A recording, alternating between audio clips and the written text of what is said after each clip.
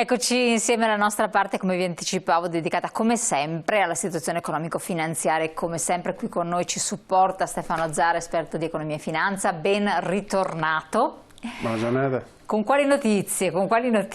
Di sollievo, di sconforto oppure di stand-by, di attesa in un momento che sembra tutto rallentatore? Diciamo, la lettura di quello che accade giorno per giorno è complicata, no? È sempre stato complicato interpretare il momento in cui si vive, no? Chi fa un commento o ha la necessaria distanza per poterlo valutare, altrimenti è coinvolto anche dall'emotività delle vicende, no? Noi siamo coinvolti giorno per giorno dal fatto che non ci possiamo muovere, che non possiamo vedere le persone che vogliamo, che abbiamo delle limitazioni nei movimenti per andare al lavoro, per trovare gli amici, per fare attività sportiva, i ragazzi a casa che non possono frequentare le zone, cioè viviamo in una serie di tensioni alimentate poi insomma dal fatto che ne parliamo in continuazione anche oltre il dovuto e quindi lo percepiamo, diciamo lo stress percepito è molto più alto di quello che comunque considerevole viviamo giorno per giorno. È sempre stato difficile fare un commento tra virgolette sereno della situazione di crisi. In qualsiasi situazione di crisi dove ci siamo passati, le valutazioni più corrette sono state fatte a distanza di qualche anno. E quindi cosa vuol dire questo? Che noi non riusciamo adesso ad avere un... Depone dell'incapacità che abbiamo di fare le valutazioni a prescindere dalle competenze che abbiamo. Vi faccio un esempio eclatante che di solito faccio quando tengo dei corsi di formazione. Nel 1860 la città di New York, che è in grande crescita, convoca gli esperti più conclamati per fare delle valutazioni sul suo sviluppo. Quindi siamo nel 1860. Alla fine viene fuori che la città di New York non ha alcun futuro. Semplicemente perché in base ai diagrammi, alle proiezioni, agli indici di crescita e di insediamento della popolazione, gli esperti avevano concordato che per garantire la mobilità dei cittadini di New York del 1860 ci sarebbero voluti 6 milioni di cavalli e quindi si sarebbero annegati nel letame. Nel 1900, quindi dopo 40 anni, gli Stati Uniti hanno 1001 aziende produttrici di automobili, quindi abbiamo sempre visto che quando c'è un problema il progresso scientifico poi trova le vie per poterlo superare o risolvere, quando questo è risolvibile ovviamente, ma quando si fanno delle valutazioni in maniera empirica quello che noi chiamiamo progresso non è un qualcosa ovviamente di predeterminato, certo. L'evoluzione stessa. Quando a noi ci chiedono di fare delle valutazioni, delle previsioni sui mercati finanziari, non c'è niente di più imprevedibile dei mercati finanziari, ma se le stesse aziende che fanno parte delle borse hanno ormai una capacità di pianificazione che non va oltre i 3 mesi, ma di cosa stiamo parlando? Cioè è difficile fare delle previsioni e sono risibili anche le previsioni che noi ascoltiamo ogni inizio anno, insomma.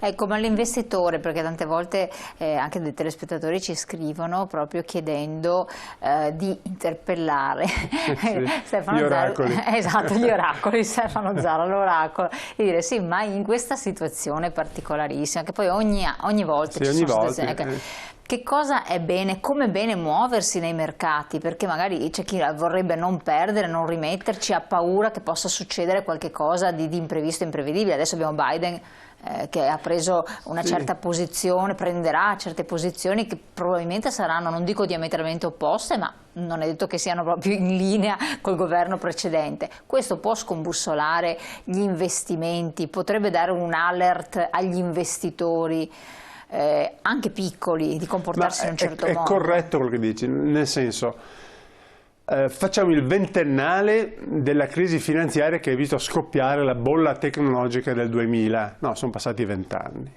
Io mi sono ripreso alcuni articoli di giornali in cui alcuni operatori di telefonia, i pionieri di internet che capitalizzano più di Fiat a pochi mesi dal loro lancio in borsa.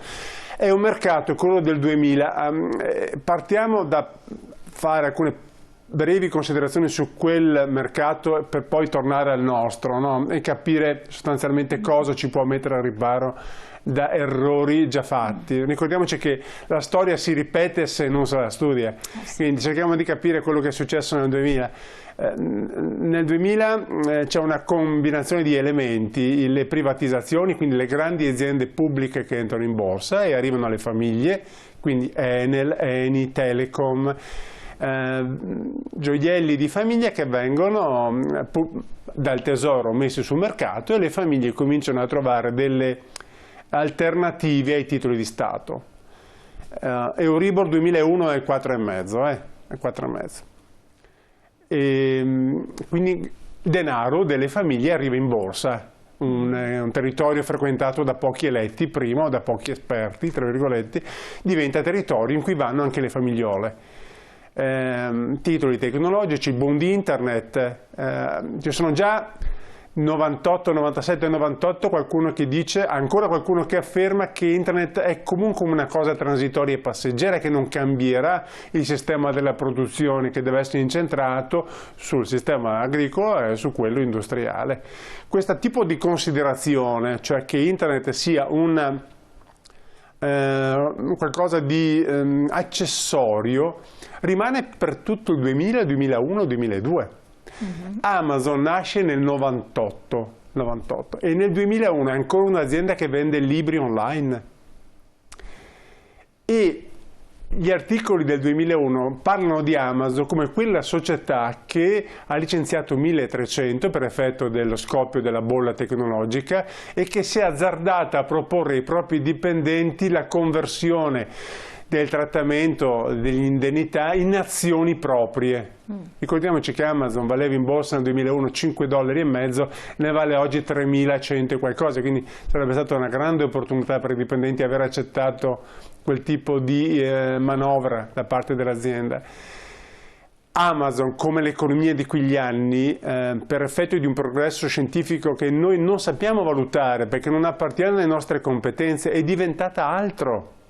Ha cambiato pelle, non è più solo quella società che vende libri online, ma è cresciuta nella logica della piattaforma informatica, ma è cresciuta perché è diventata la società di ogni cosa.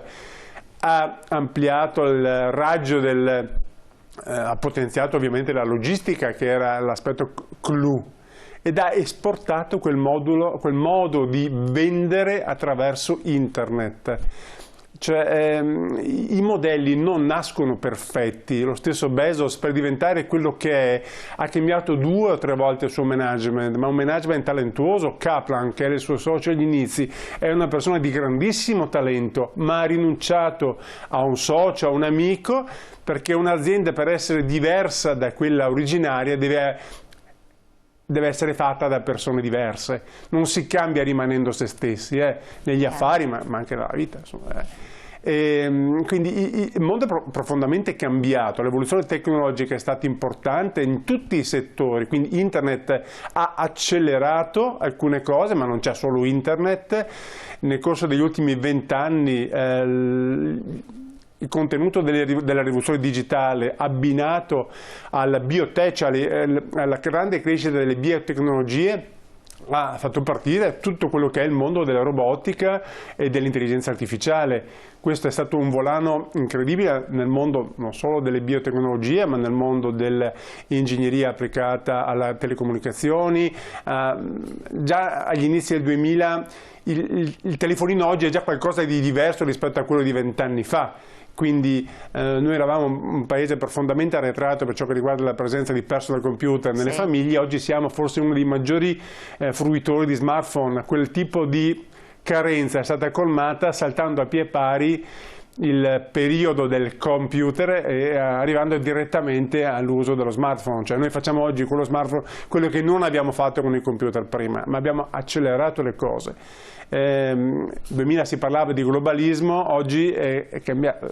La globalizzazione è altra cosa, non è solo il consentire alle aziende di proporre i propri prodotti in tutto il mondo, ma è il consentire non è solo direzionale dall'azienda al consumatore, ma l'azienda si serve delle nuove tecnologie per accumulare conoscenza, accelerare certi processi. Anche il fatto di realizzare un vaccino in tempi così ristretti è dovuto al fatto che le tecnologie e la comunicazione, l'intercomunicazione, lo scambio scientifico fra le realtà accademiche è ovviamente molto più veloce rispetto a prima. Quindi tutto questo ci presenta un mondo diverso. Poi quando parliamo di mercati, il mercato oggi fa delle valutazioni diverse, cioè nel senso, oggi ad esempio che alternative ci sono a mettere i soldi in borsa? Esatto, che alternative ci possono essere? L'immobile, torniamo l'oro, tanti chiedono. Ricordiamo che nel 2000 i tassi di riferimento, il 2001, quindi la bolla era già scoppiata, l'Euribor era 4,5, quindi c'era un'alternativa, non voglio rischiare, metto i soldi a una remunerazione. Oggi il tasso di rendimento del mondo obbligazionario, non del free risk, identifichiamo come free risk quella specie di attività o investimento scevro da rischi, privo di rischi. In realtà non esiste. Oggi il mondo delle free risk è un mondo a tassi negativi. Quindi è difficile. Quando ne parliamo, perché c'è gente che è disposta a lasciare i suoi soldi e rimetterci tasso negativo per comprare bond tedeschi, questo è free risk. Non è più un free risk, è un piccolo rischio, cioè una piccola perdita, anzi, quindi la certezza di perderci, poco magari, piuttosto che mettere, tra virgolette, o correre rischi, perché comunque investire in attività di capitale come può essere le azioni o i titoli di debito, quindi obbligazioni emesse da aziende o anche da stati, ha connaturato una sua componente di rischio. Diciamo sempre, la diversificazione è un primo principio, cercare di metterle colloquiando con un esperto e che individua il tuo profilo di rischio e le tue esigenze. Certo, se ho bisogno dei soldi fra 3-6 mesi non posso conferire i miei risparmi in azioni, che hanno per loro natura bisogno di tempo per dare un ritorno interessante, e poi comunque quest'anno, molto dicono il boom della borsa, quest'anno, il 2020 è stato un anno che per le borse europee e italiane è stato un anno leggermente negativo, quindi al netto del cratere che si era creato a marzo ne abbiamo chiuso a -4 e l'indice europeo intorno a quei livelli lì. Ma quest'anno come si prospetta? Perché per il momento non sembrano dar segnali. Diciamo, la borsa americana, che è un po' il diapason sulla quale poi si accordano poi tutti gli altri listini, è una borsa che raccoglie ovviamente ci sono le imprese più importanti del mondo e ovviamente il denaro va lì. È una borsa che dovrebbe continuare un trend di crescita anche quest'anno, ma lo diciamo in considerazione del fatto che non ci sono alternative. Chiaro. E sembra che gli utili aziendali prodotti siano ancora sostenibili dalle quotazioni di mercato. A differenza tra le quotazioni europee e le quotazioni americane, che l'America ha comunque ancora sotto traccia un livello di inflazione che necessita di ogni anno che questo adegua, tra virgolette, il livello di prezzi delle azioni americane. Cioè c'è ancora inflazione negli Stati Uniti, poca ma ce n'è, e questo è sufficiente per adeguare a rialzo un loro naturale livello di equilibrio sui prezzi. Quando parliamo di inflazione in Europa parliamo di un'inflazione ferma allo 0, quindi noi abbiamo uno scenario diverso. È difficile però, questo è successo almeno negli ultimi 10 anni, concepire la diversificazione come uno strumento di difesa. Il mercato molte volte, il mercato almeno negli ultimi anni è assolutamente direzionale, scende all'unisono in maniera clamorosa e fragorosa e risale con un'altrettanta velocità. Basta una notizia per far sì che le borse quasi in maniera simultanea scendano. Quindi non c'è prevedibilità? Non c'è prevedibilità, non c'è prevedibilità.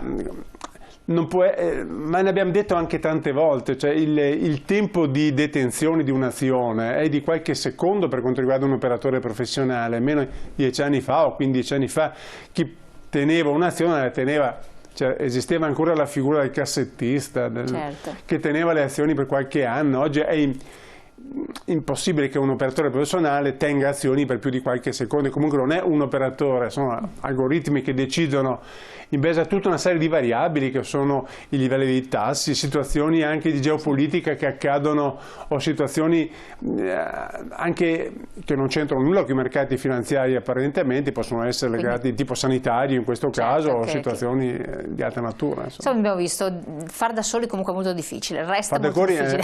È molto pericoloso. È molto pericoloso, bisogna essere informati, come dice sempre lei. E molte volte non basta. Esatto, però far da soli è un po' rischioso. Allora, noi ci aggiorniamo presto perché ovviamente abbiamo bisogno di avere sotto controllo la situazione vista l'abilità del tutto. Grazie Stefano Zara, come sempre con i consigli, i suggerimenti e gli insegnamenti che costantemente ci riesce a dare. E grazie a voi di averci seguito anche in questa puntata e come sempre noi ci rivediamo domani. Arrivederci.